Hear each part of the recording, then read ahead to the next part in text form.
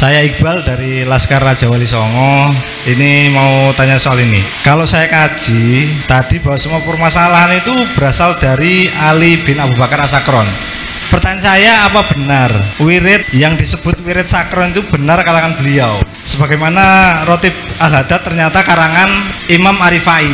Banyak netizen yang nanya, apa mungkin waliullah melakukan kejahatan masif, pemalsuan nasab secara jariah seperti itu? Apa betul itu wiridan Habib Ali bin Abu Bakar As-Sakron? Jadi perlu penelitian khusus. Jikapun benar, maka makom kewalian, jika betul wali di hadapan Allah, itu tidak ada kaitan dengan nasab. Siapapun dia bisa menjadi waliullah. Dan satu yang perlu untuk diingat, tidak ada yang tahu wali kecuali Allah.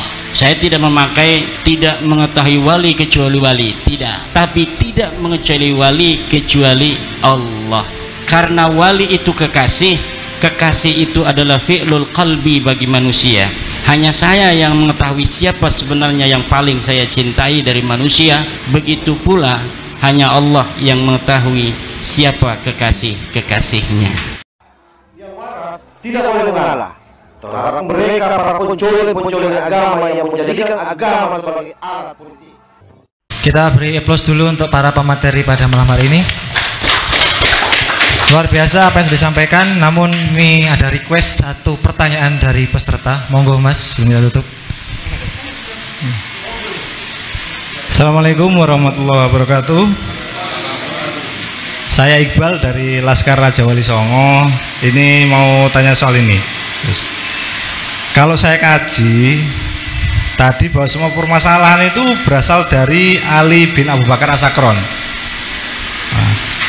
Pertanyaan saya, apa benar wirid yang disebut wirid sakron itu benar kalangan beliau? Sebagaimana Rotib Al-Hadad ternyata karangan Imam Arifai. Itu pertanyaan pertama ya. Ini yang kedua, banyak netizen yang nanya, apa mungkin waliullah melakukan kejahatan masif, pemalsuan nasab secara jariah seperti itu? Niku Rin, Yai, monggo. Monggo disampaikan. Pertanyaan pertama, Ali As-Sakron punya wirid hizib namanya hizib sakron. Saya belum meneliti apa betul itu wiridan Habib Ali bin Abu Bakar As-Sakron. Jadi perlu penelitian khusus. Jikapun benar, maka makom kewalian, jika betul wali di hadapan Allah, itu tidak ada kaitan dengan nasab. Siapapun dia bisa menjadi waliullah. Dan satu yang perlu untuk diingat, tidak ada yang tahu wali kecuali Allah. Saya tidak memakai tidak mengetahui wali kecuali wali, tidak. Tapi tidak mengetahui wali kecuali Allah. Karena wali itu kekasih. Kekasih itu adalah fi'lul qalbi bagi manusia. Hanya saya yang mengetahui siapa sebenarnya yang paling saya cintai dari manusia. Begitu pula hanya Allah yang mengetahui siapa kekasih-kekasihnya. Lalu tentang tergugat Habib Ali bin Abu Bakar As-Sakron, kenapa saya selalu menghilirkan masalah ini kepada Habib Ali bin Abu Bakar As-Sakron? Karena de facto hari ini yang dapat saya baca dari kitab tertua adalah karya Habib Abi Bakar As-Sakron ini, Ali bin Abu Bakar As-Sakron. Benarkah dia karangan Habib Ali bin Abu Bakar As-Sakron? Ini bisa jadi bila diteliti lagi, bisa jadi ini pun tidak ada. hari ini kitabnya dicetak. Saya pernah melihat sebuah manuskrip namanya bukan Al-Burqatul Musyiqah tapi Al-Burqatul Munifah. Betulkah dia karangan Habib Ali bin Abu Bakar As-Sakran abad 9 atau karya orang yang iseng-isengan pada abad 14 yang kemudian diberikan nama sebagai karya dari Habib Abu Bakar As-Sakran? Karena ada riwayat di dalam kitab abad 10, Habib Ali bin Abu Bakar As-Sakran menulis sebuah kitab namanya Al-Burqatul Musyiqah atau Al-Burqatul Munifah. Ini bisa jadi hanya orang karena baca di abad 10 atau di abad 11 ada kitab Habib Ali bin Abu Bakar As-Sakran yang pernah memiliki kitab namanya Al-Burqatul Musyiqah, lalu dikarang kitabnya pada abad 14 atas nama kitab yang pernah ada terdeteksi bernama Al-Burqatul Musyiqah.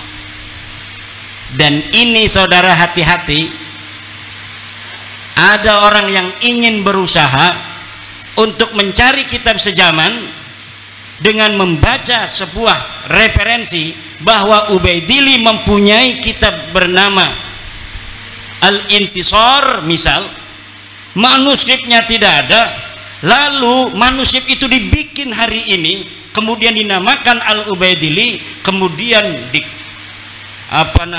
proyeksi sedemikian rupa sehingga nampak manuskrip ini menjadi manuskrip yang tua. Ini sering terjadi dan pernah terjadi di Indonesia tentang manuskrip negara Kertabumi yang di tahun 1696 setelah diteliti oleh pakar-pakar filolog, ternyata itu kertas tahun 1960, kertasnya kertas Manila. Ini bisa terjadi. Itu namanya menurut Profesor Menachem Ali adalah DNA naskah, catatan Tuhan yang ada dalam naskah. Ini tidak akan bisa dibohongi, karena kapan dia dicetak dalam kertas itu ada. Apalagi kertas-kertas masa lalu, dalam kertas kalau kita ini kan seperti duit itu ada lambang tahun berapa dia itu dicetak. Dan apabila di dalam kertas ini tidak ada tahun, maka di dalam setiap pabrik itu ada tahun berapa dia mencetak kertas apa, diproduksi berapa lembar, kemudian dijual di daerah mana saja. Itu ada datanya dan gampang untuk diteliti dan ditelusuri. Apalagi nanti di Yaumul Hisab akan banyak manuskrip-manuskrip palsu.